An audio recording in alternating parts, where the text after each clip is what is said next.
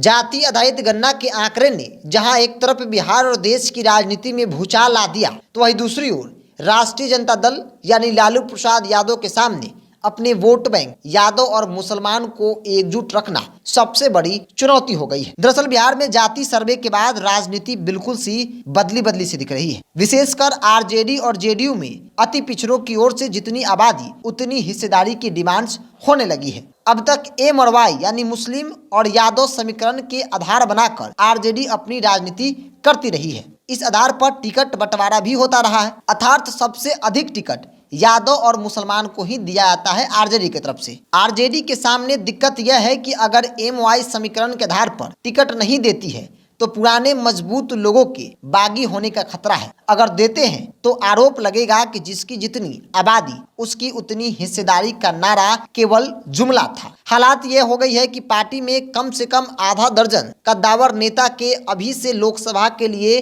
Ticket की धमकी देनी शुरू कर दी है। कुछ ने संकेत दिए तो कुछ खुले तौर पर यह कह रहे हैं कि अगर पार्टी उन्हें उम्मीदवार नहीं बनाती है तो फिर हम अकेले मैदान में उतर सकते हैं। अब इस बात को समझने के लिए आपको बिहार सरकार द्वारा जाति आधारित गणना के आंकड़े को समझना होगा। दरअसल बिहार में पिछड़ों की आबादी 27.12% है, अत्यंत पिछड़ों की आबादी 36.01% है, अनुसूचित जाति की आबादी 19.65% है, अनुसूचित जनजाति की आबादी 1.68% है और जनरल जो सामान्य वर्ग है राजपूत ब्राह्मण भूमिहारों की जो आबादी है बिहार में कुल 15% के आसपास है। ऐसे में बात हम आरजेडी की कर रहे हैं तो आरजेडी को लेकर कहा जाता है कि मुसलमान और यादव के समीकरण के हिसाब से आरजेडी जो है हर एक रणनीति बना ली है जहां मुसलमान और यादवों को सहूलियत होती है, क्योंकि यादव और मुसलमान ही इनका कोर वोटर है जिसे एम और वाई समीकरण कहा जाता है। लेकिन आज की तारीख में आरजेडी और जेडीयू के नेता ही अति पिछड़ा वर्ग के जो नेता है वो लगातार ये मांग कर रहे हैं कि संख्या के हिसाब से भागीदारी होनी चाहिए, यानी कि अब न तो यादव चलेगा न ही मुसलमान चलेगा, बल्कि सभी जाति धर्मों को देखिए और जिसकी जितनी संख्या है उसके हिसाब से उनकी भागीदारी जो है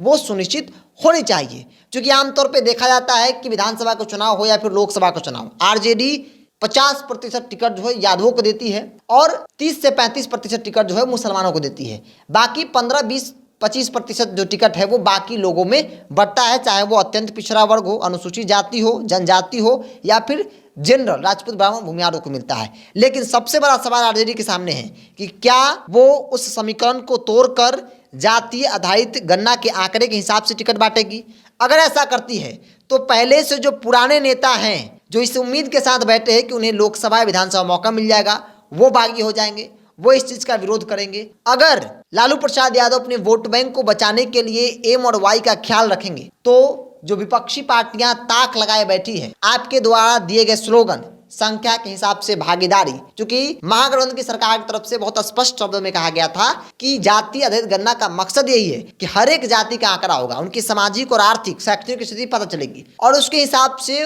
उनकी भागीदारी तय की जाएगी, चाहे वो सरकारी नौकरियों में हो, आरक्षण को लेकर हो या फिर पॉलिटिकल पार्टियों में हो। तो वो जुमला जो है वो स्लोगन जुमला साबित हो जाएगा। अब लालू यादव के सामने सबसे बड़ा सवाल है कि क्या अपने वोट बैंक को बरकरार रखने के लिए वो अभी भी टिकट का बंटवारा चाहे वो लोकसभा हो या फिर विधानसभा एम वाई समीकरण के लिहाज से करेंगे या फिर संख्या के हिसाब से भागीदारी सुनिश्चित करेंगे। दोनों में काफी पेच है और राजनीति को जानने समझने वाले लोगों का मानना है कि जाति आधारित गणना किसी के लिए गले की हड्डी बने न बने, लेकिन लालू प्रसाद यादव के लिए सबसे बड़ा गले की हड्डी बन चुका है। क्योंकि अब तक लालू यादव एम और वाई के भरोसे चलते आए हैं, लेकिन अब जो है न तो एम चलेगा न तो वाई चलेगा, आपको इन दोनों के अलावा सभी को लेकर चलना होगा। खासतौर पे जब आप अत्यंत पिछड़ा वर्ग की बात करते हैं और अनुसूचित जाति जनजाति की बात करते हैं तो ऐसे में उनको भी भागीदारी देनी होगी और न सिर्फ सिंबॉलिक भागीदारी बल्कि उनकी संख्या के हिसाब से उनको भागीदारी देनी पड़ेगी। क्योंकि बिहार में 14% यादव,